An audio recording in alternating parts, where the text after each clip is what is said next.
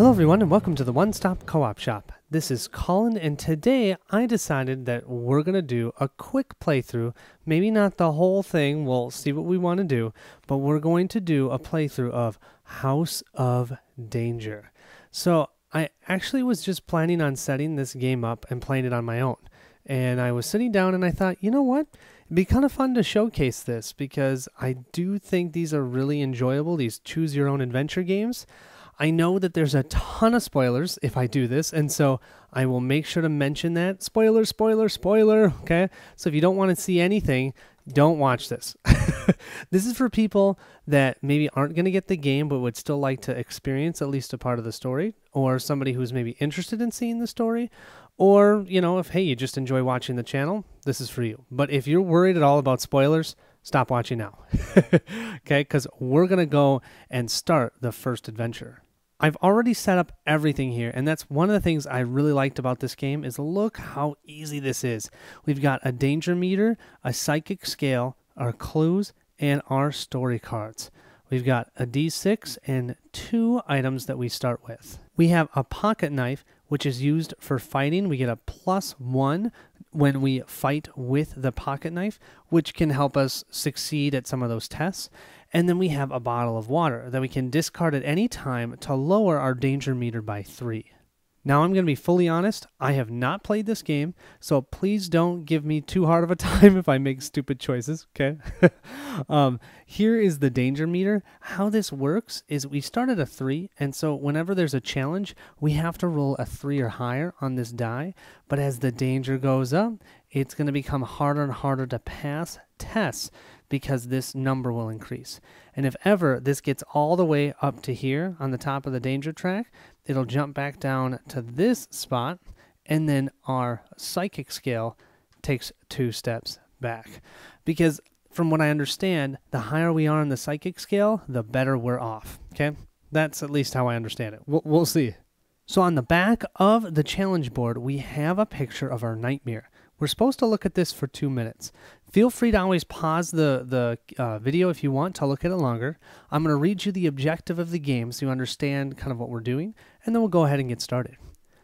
You are an aspiring detective and a psychic investigator. For weeks, you've experienced reoccurring nightmares that you sense might be important. Your mission is to get to the bottom of these visions. You will decide how to move through the story as a group. The story is divided into five chapters, each of which is played in a single session. So at most, we'll play 1 session today. I don't know if we'll get all the way through it. We'll just play until I get tired. How does that sound? And with that, let's start. So the first thing you do, you grab that top card and you read it out loud. The Grounds, Chapter 1. It's a Tuesday morning in late June, and you wake up in a cold sweat. The nightmares came again last night. Even though you are an inspiring detective and psychic investigator, you haven't been able to make sense of the haunting dreams you've had the past few weeks. In your dreams, you keep seeing the same spooky house. You're still shivering under the covers when you hear the phone ring downstairs in your basement. Who has a phone in their basement? Well, apparently you have a phone in your basement because you have a combination office and research laboratory. And you know, I can't say anything right now. I'm gaming in a basement, so basements are great. You dash down to the lab to answer it. I need, a weak voice says when you pick up the receiver. I need your help. You hear a loud click and the phone goes dead. But you were prepared. While the caller was talking, you activated your high-speed telephone tracking device. I wish I had one of those. It instantly displays the caller's number, 555-7259. Apparently they don't have area codes in this area. You call back the number right away, but there's no answer. After consulting the tall stack of reverse phone books behind your desk, you're disappointed to learn the number is unlisted. You sense that the phone call is somehow related to your nightmares, because of course, why wouldn't they be? Later, while at the Hedgebrook police station to return a nightscope you borrowed for a recent stakeout, you describe the mysterious phone call and your reoccurring dreams to your friend, Sergeant Morrison. That does sound strange, he says. We'll look into it. And about that house in your dreams, a voice says from the hallway. I wonder if you're dreaming about that Martson house at the Hedgebrook Road. Detective Mercy sticks his mustache face into the room. Modern house, ornate gate. That sounds like Marston's place, all right, says Sergeant Morrison. Strange things are reported to happen out there. Detective Murphy takes a puff on his pipe. That place is haunted, he says. I know it sounds unprofessional, but I've had to file on the Marston's house for years, and I'm sure of it. He waves a folder in front of your eyes, and a phone number written on the front jumps out at you. It matches the one from your mysterious phone call. So the call is related to your nightmares. Your psychic senses were right. So now we draw clue 26, and we discover our goal. So I'm going to go ahead and grab that. That's right here. We'll flip that over. Our goal is to get inside the Marston's house. At the top of this track, you simply place that right here to denote that's what your goal is for this specific chapter. Back at home, you grab a bottle of water and your trusty pocket knife, preparing for a new investigation. Half an hour later, you stand before the Marston's residence, which appears exactly as it did in your nightmares. The house's futuristic look is a strange contrast to the antiquated appearance of the stone wall and the wrought iron gate, which is locked shut and wrapped in steel chains. Even though the air is balmy, a chill travels down your spine. The gathering clouds on the horizon hint at a brewing summer thunderstorm. Now what we get to do is decide which way we want to go. Do we want to search the wall for a way in or climb the gate? I would say if I'm an investigator, I probably can climb a gate. Come on. So let's go to story card 7. You pull yourself over the rusting gate and land with a crunch on the gravel driveway leading toward the house. But before you can survey your surroundings, you hear a guttural sound coming from your left. Oh no, I should have thought about the dog. You encounter a shadowy, hunched over figure emerging from the darkened doorway of a decrepit gatehouse. You can just barely make out eyes and white fangs dripping with saliva. The figure crouches as if to spring forward at any moment. Who's there? You stammer. Suddenly, the creature lunges at you, snarling. You spot a guardhouse not far away. If you can get past the creature, you might be able to hide there. Or perhaps you should just turn and flee up the driveway toward the main house. We have an optional fight the creature. If we fail, we raise the danger meter by 2. But you see this fight? We can use our pocket knife. So I think we're going to fight. How we do this is we place the item we want to use as our challenge booster right here. And the reason that matters is because if I roll a 1, I lose that item and I automatically fail, no matter what. Now, all I need to get is a 3 or higher, and I do have +1. So really a 2 or higher, and I've got this. And I rolled a 5. Perfect. I'm good to go. Because I won, I get to draw clue 10. Let's see what that is. It's right here. Go ahead and flip this. Oh, it's some more text. It's probably unwise to engage such a savage beast in combat, but danger is your middle name. Of course it is. You land a few quick jabs on the creature before it can react, and then you throw it to the ground. You stand there for a moment, your confidence high. Then the creature leaps to its feet and rushes you. You manage to win round 1, but you're in no hurry to start round 2, so you race for the shadows beside a big boulder before you, before the creature can get its hands on you. So we actually get to draw another clue, clue 25. Here we have high-powered binoculars. You find a pair of binoculars in the shadows. With the creature on the loose, you can't hide here forever, so you run to the guardhouse. Keep this item and go to story card 19. And this will help us in our, whenever we do some sort of search, it'll give us +2. Nice. You were lucky to escape that creature, but you know it's still out there, somewhere. You run into the old guardhouse, which is a small room with several TV monitors flashing black and white images of various places on the estate grounds.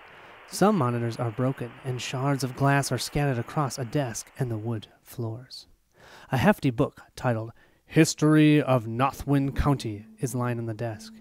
Curious, you look up the name Marston Henry in the index. Sure enough, it references an entry on page 93. Your heart races as you turn there to read his bio. Henry Marston, born 1839, died 1887. General in the Union Army during the Civil War. severely wounded at the Battle of Shiloh in 1862, appointed warden of Hedgebrook Prison in 1880, rumored to have been killed in the prison riot fire of 1887. Not a popular guy, you think. The desk has 3 drawers. Maybe there's something useful inside. A wooden ladder leads up to a hatch in the roof. Through a window filled with cobwebs, you can see an open field that leads to the manor's front door. You consider what to do next. We have an optional challenge here. We can search the desk drawers. If we win, we draw clue number 4. If we lose, we raise the danger meter by 1. After the challenge, make the story choice below. Well, we do have the binoculars. Apparently, they're going to help us look inside the drawers. Can you imagine using binoculars looking into the drawers? I'm just imagining that. But, you know, hey, it'll work, right? So we need to succeed with a 3. So basically, anything will succeed except for a 1. And we rolled, oh, you can't see it. I'm going to re-roll it so you guys can see it. There we go. We rolled a 3, so we're good. We grab clue 4. 1, 2, 3, 4, and that is a battery. You find a battery in a drawer. It could power a flashlight or a taser or who knows what else. Keep this item and finish story card 19.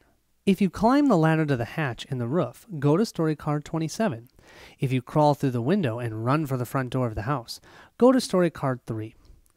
I'm not done searching around. There's got to be something up here in this hatch. So let's go ahead and look at card 27. You scramble up the ladder, through the hatch, and onto the guardhouse's decaying tile roof. It seems to be on the verge of collapsing, but you find a spot that you are reasonably sure won't cave in when you put your weight on it. Across the dangerously unstable roof from where you crouch uneasily, you can see a pile of construction materials, probably left over by contractors working on the roof. Among the materials is a first aid kit, but navigating the length of the roof to reach it will be perilous. One wrong step and you could stumble off the roof into a ditch you see below. Near you is a thick vine that you could climb down to reach a courtyard, and not too far from you is a long board someone has laid between the roof and a nearby greenhouse, which seems to be sturdier than the guardhouse. We have our optional challenge here. We can try and get a 3 or higher, and we can gain clue 6, which will probably be a first aid kit. If we lose, we raise the danger meter by 2 and go to story card 26. Oh, do we want to risk it? It's a 3 or higher. You know, what's life without a little risk, right? Our middle name is Danger, so let's do it. Okay, it'd be nice if I rolled it in camera. Oh my goodness, I'm sorry, you guys. It's hard to just roll in camera. Oh, there we go. That's a 6. That will do it. So we gain clue number 6. Let's see what we have. Yep, first aid kit. The first aid kit is fully stocked. The way things are going, you're sure you're going to need it. Discard any time to lower the danger meter by 4. Perfect. And then we continue on with story card 27. If you cross to the greenhouse, go to story card 29. If you climb down the vine, go to story card 14. What do we want to do? I kind of feel like I want to go to the greenhouse. It's a little bit safer, and I think I want to see what's there. So let's go there. After crossing the precarious board, you find yourself at one end of a walkway that spans the length of the greenhouse roof. From here you can see most of the mansion's vast grounds, which are a little out of place amid the surrounding suburban neighborhood. The air is full of mosquitoes and the other buzzing insects. The clouds you saw on the horizon earlier seem to be closer now. You see that there's an open access door in the roof that would allow you to descend into the greenhouse. You can also drop down onto a path, which appears to lead to the side of the mansion itself. I just wanted to show you the picture. I love the little mosquitoes. That's awesome. Okay. If you wriggle through the access door and enter the greenhouse, go to story card 2. If you drop onto the path and run to the side of the house, go to story card 20. You know that if we run, we're going to find that creature and he's going to attack us. So I say we go ahead and hang out in the greenhouse a little bit and maybe find a better way to get into the mansion. In one heroic move, you jump into the opening of the roof access door and land on your feet inside the greenhouse. Ninja-like. You take a deep breath. Ninja-like. You collect yourself. Ninja-like. You assess the situation like a ninja. I like this. The botanical specimens in this greenhouse are unlike anything you've ever seen. Glossy pink bulbs 7 feet across sit atop yellow vines that spread horizontally for 20 feet. One plant with sharp spikes is actually see-through. Suddenly, you hear a rustling sound. You look to the corner of the room and see a dark green cluster of vertical vines twitching and shaking. I might not be alone, you think. What's that saying? Out of the frying pan and into the oven? Yeah, I might have just done that. Through the wall of the greenhouse, you spot a commotion of some kind on top of a gazebo, just beyond the trees about 40 feet away. You need to think fast. Oh boy, who wants to deal with that? Look at that. That looks crazy. Okay, let's move this up. If you check out the writhing vines, go to story card 25. If you dash outside to explore the commotion on the gazebo, go to story card 9. I don't know. I don't really like either one of them. If there was the run and hide, I would probably pick that one at this point. I feel like the story is trying to tell us to go outside, so it makes me think I want to go to the writhing vines. I don't know why I would want to do that. You know I'm going to get caught, but let's do it. We'll go to 25. Something I just wanted to mention here. I am discarding all the cards face up, making sure that the number is on top here. The reason being because if ever you do die, you don't just end the game. You go back to the last card, you make some adjustments on your psychic scale, but then you go back to the last card and you can make a different choice. So this will always tell you, okay, the last place I was at was card 2. So yeah, make sure to, when you discard them face up so you know where you were. As soon as you take a step towards the vines, one of them lashes out and wraps around your neck. I knew it! Then another whips around your waist. More and more vines spring out at you. This isn't really happening, is it? The vines are moving all around you, spinning you into a cocoon. You struggle to break free of them, but they only tighten their grip on you. This can't be real! Eventually you can't breathe. Everything seems to turn deep green. Then you see a bright white light, and then you no longer exist. I just killed us, you guys. Well, what did I say? I told you the story was trying to push us outside, and I didn't want to go out there. And this is what happens when you don't follow the story. You get killed! The end. Move back 1 space on the psychic scale and return to story card 2. So what do you think? Should we go to story card 9? That's what I'm thinking. Let's go ahead and do that. You sprint to the gazebo, practically pushed along by the winds that are picking up. A light sprinkling of rain spatters the ground as you run. You make it to the shelter of the structure, and the mayhem occurring above you on the roof increases in intensity. Who is up there and what are they doing, you wonder? You notice a driveway about 20 feet away. If you're level 2 or higher on the psychic scale, absolutely not. So we do not get to draw that. That's a bummer. This is a cool picture showing you the water. And here we go. If you climb to the top of the gazebo, story card 10. If you run to the driveway, it's story card 30. Do we want to die again? Because I feel like if we want to die, we go ahead and check out what's going on up on top of the gazebo. I think this time I'm going to try and be smart. Let's go to the driveway. Well, look at that. Chapter 1, Goal Achieved. You appear in a driveway which leads you to the mansion's entrance. On the door is a plaque that reads Marston's and a large crystal door knocker which seems newer than anything else on the front of the building. You knock loudly, many times, but there's no answer. The storm is really picking up now. You try the doorknob and, to your surprise, you find that the door is unlocked. You've been lucky enough so far, but you wonder if you've missed something. Before you enter the house, you look back. You can see a few clear paths. One leads towards a statuary, another to a small cemetery. 2 more paths stretch out towards a watery ditch with a gate and the house's luxurious pool. Wow, we haven't gone to any of these things. You could go back to explore if you want. We have here, there are items in this chapter that will be useful later in the story. You can take a risk and go back for anything that you missed by following the choices below. I definitely think we should go back, right? I mean, I feel like the story just got started. So let's see which one we want to go to. If you head to the statuary, raise a danger meter by 2 and go to story card 4. If you head to the cemetery, raise the danger meter by 2 and go to story card 21. If you head to the ditch, we raise it by 2 again and go to story card 26. And if you head to the pool, we raise the danger by 2 and go to 23. Oh, where to go? You know what? This is actually a good spot. I think I am going to stop right now, And if I get enough interest, let me know if you want me to keep going. I mean, if you don't, tell me. Oh, that's fine. But if you want to keep going, let me know, and let me know which place you would want to go to.